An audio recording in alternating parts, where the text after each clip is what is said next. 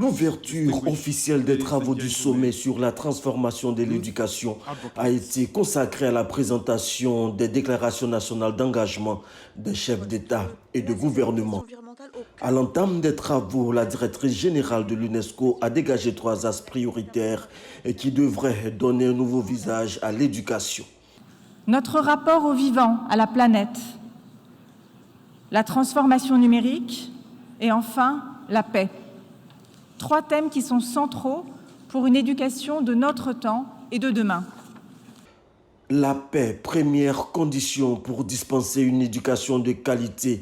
Un panel est dédié au sujet avec pour thème « Apprendre à vivre ensemble de manière durable ».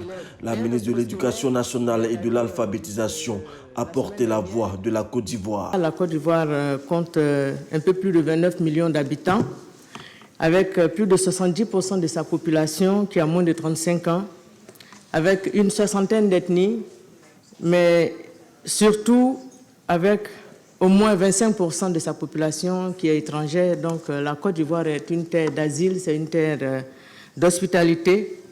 Et vous comprenez que la thématique que nous abordons aujourd'hui est importante pour nous, c'est le socle de la politique ivoirienne. Maria Toukone a partagé l'expérience du pays en matière de promotion de paix durable et de réconciliation par l'éducation. Tout ce qui concerne les activités socio-éducatives, sportives et culturelles, activités pour renforcer la cohésion sociale, pour renforcer la solidarité entre les Ivoiriens. Je peux citer les clubs de paix pour les élèves à l'école, ainsi que les clubs dans le cadre de l'initiative Amis des enfants, Amis des filles, pour l'apprentissage des valeurs démocratiques et du vivre ensemble. Et ça, c'est bien, vous êtes allé dans le concret, vous êtes allé dans ce que vous faites tous les jours. Et ça parle aux gens, quand toute personne qui est dans la salle ici et qui nous écoute aussi en ligne va pouvoir s'inspirer de l'exemple ivoirien pour aller implémenter. En marge des travaux, la ministre Maria Toukone a pris part à la célébration du 20e anniversaire du partenariat mondial pour l'éducation. Depuis sa création en 2002, le GPE finance et soutient les changements durables dans le secteur de l'éducation.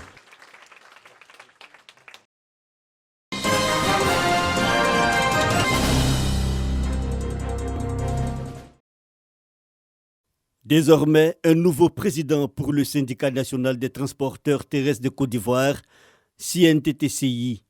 Abou Diallo, élu depuis le 18 mai dernier, est officiellement présenté aux adhérents.